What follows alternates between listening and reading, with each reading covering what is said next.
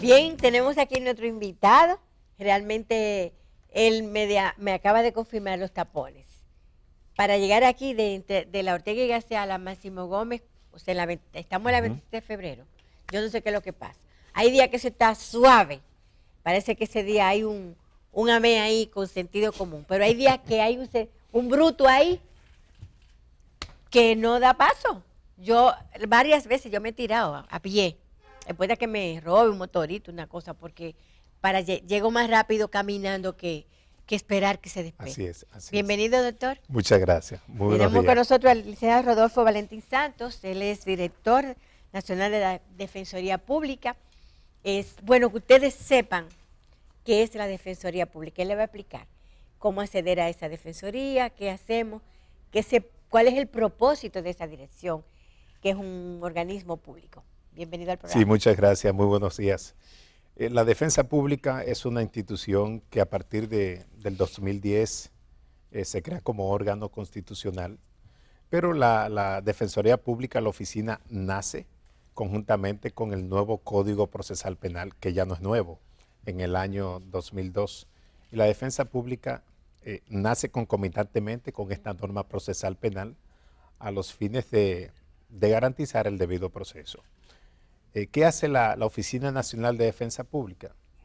De conformidad con la Constitución y la Ley 277, la Oficina Nacional de Defensa Pública es una oficina que ofrece servicio de asistencia legal, asesoramiento, a todas aquellas personas que no tienen con qué pagar un abogado o por cualquier causa no tienen un abogado que le asista o le defienda. Es un equipo de defensores públicos a nivel nacional donde a través de requerimientos de los tribunales, familiares, tenemos apostados en los tribunales donde se conocen vistas sobre medida de coerción a defensores públicos. Cuando llega una persona y dice que no tiene abogado, bueno, este defensor público como funcionario del Estado le da asistencia a esa persona.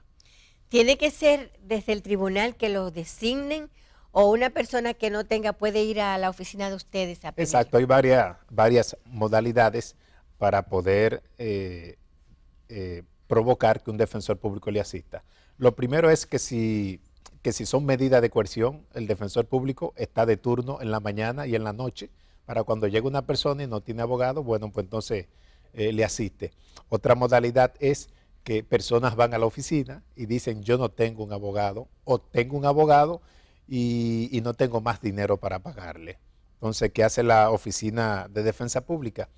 Bueno, le dice, dile a ese abogado que te estaba asistiendo, que nos envíe una cartita desistiendo del proceso, para que no haya choque entre abogados privados y los abogados de la Defensoría Pública. Necesariamente deben de llevar una cartita diciendo que ese abogado ya no le va a asistir.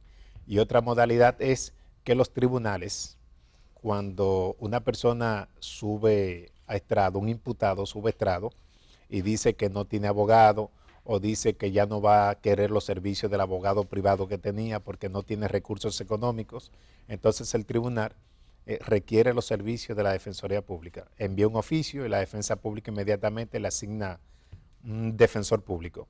Yeah. Y permítame decirle que están extraordinariamente preparados los defensores públicos. Fíjese que para ser defensor público necesariamente debe de someterse a un concurso de oposición, un examen, un test psicométrico, exámenes escritos, exámenes orales, y luego cuando termine entonces tiene una capacitación de 6 meses en la Escuela Nacional de la Judicatura y luego 3 meses de pasantía. O sea que un defensor público no es un abogado cualquiera, no, es un abogado preparado para eso. Exacto, con un estándar de calidad muy alto, muy alto. Tiene que conocer bien la Constitución, la materia de que se trate. Debe conocer muy bien sobre derechos humanos, sí. Derechos fundamentales, sí. La Constitución de la República, derecho procesal penal, se especializan en litigio, en litigación, Sí, debe de conocer teoría del delito, debe de conocer el derecho penal, derecho procesal penal, sí. teoría del derecho, toda esa materia se especializa en la Escuela Nacional Tiene que de la conocer, Judicatura. tiene que O sea conocer. que es un profesional altamente calificado. Cuando el expresidente Leonel Fernández sale, fluye, surge como líder en el país, una de las cosas que se sacó de relevo era que él era abogado Sí, defensor público. sí. Y me dicen que había jueces que cuando él iba a defender, iban a verlo haciendo su defensa. Realmente, eso es un poco de historia Sí. de que abogado de la estatura de un estadista como el presidente Fernández fue defensor público. O Exacto, sea, para que... y me cuentan, de hecho, hay una cafetería frente al Palacio de Justicia de Ciudad Nueva, que era la cafetería de la Clínica Abreu, Ajá, y me cuenta el señor propietario de la cafetería, el señor Don Hernán, me cuenta porque el expresidente Leonel Fernández iba a esa cafetería y almorzaba y conversaba permanentemente con este señor.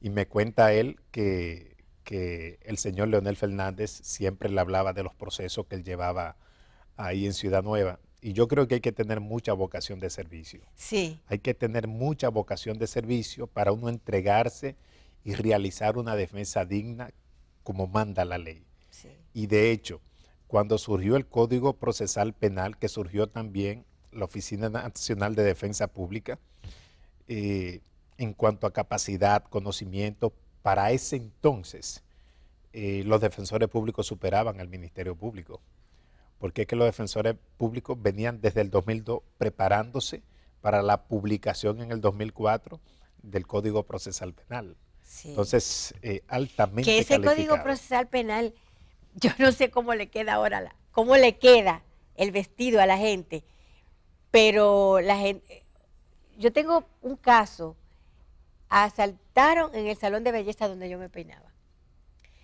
Y nada, agarraron a uno de los Sí. asaltantes.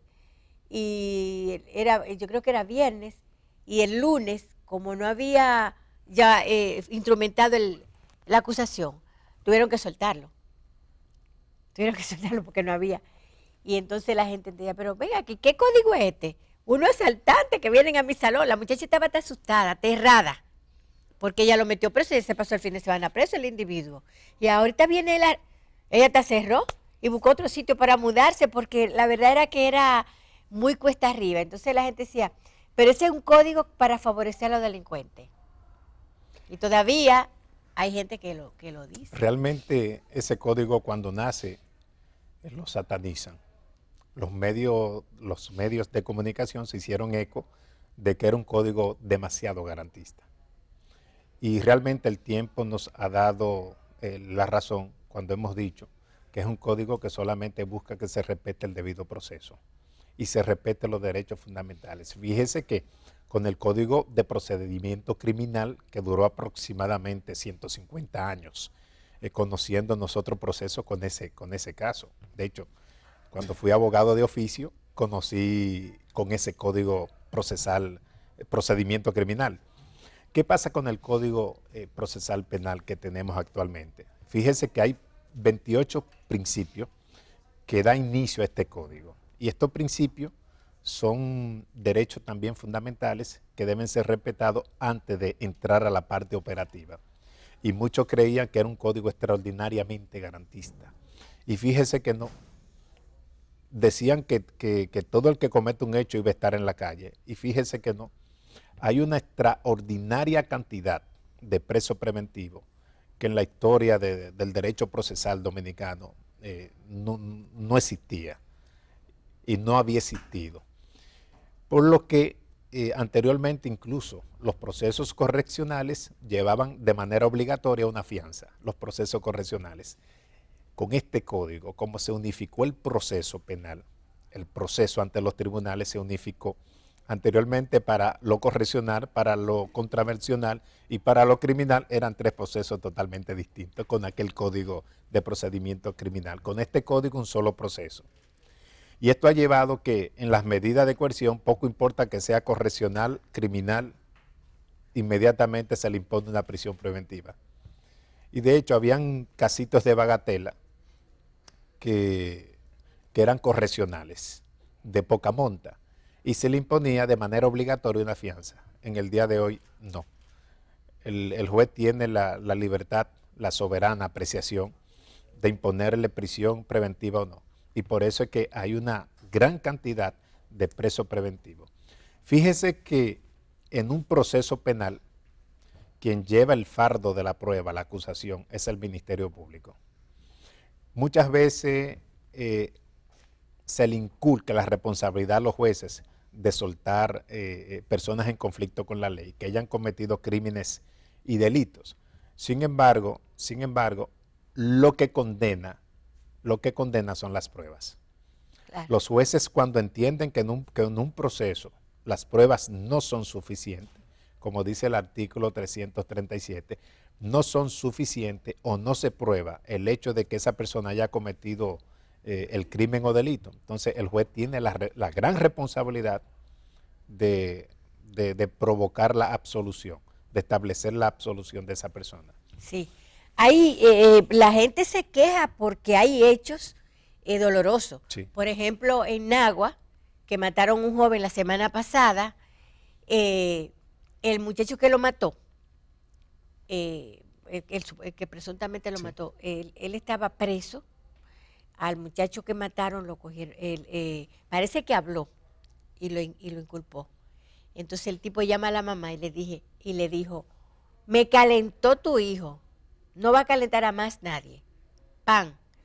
Y lo mataron, o sea, al muchacho lo mataron, pero el que lo acusa había estado preso y lo soltaron por insuficiencia de pruebas. Sí, es indiscutible. Insuficiencia de pruebas. Entonces, yo creo que lo que tiene que hacer el Ministerio Público es hurgar en las pruebas, sustentar correctamente el expediente para que el juez pueda impartir justicia. Totalmente de acuerdo.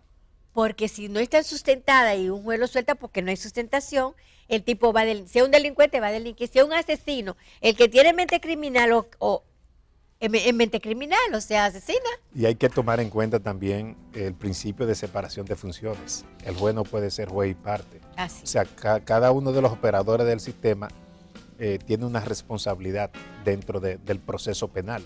El Ministerio Público debe de recolectar todas las pruebas donde no exista la mínima de duda de que esa persona real y efectivamente cometió los hechos.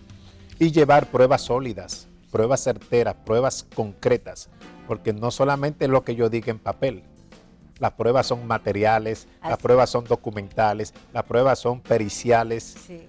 Entonces no basta con decir, este es el responsable cuando yo no tengo un respaldo probatorio para poder establecer que real y efectivamente esta persona cometió los hechos. Fíjese que yo he tenido muchos casos donde en la acusación el Ministerio Público presenta una historia y yo pregunto, ¿dónde está el respaldo probatorio de esa historia? Doctor, tenemos que hacer una pausa. Sí. Regresamos. Hay muchas cosas que tratar, pero usted llegó un poco tarde por el tapón. Así Pero es. nada, vamos a ver qué hacemos. Regresamos.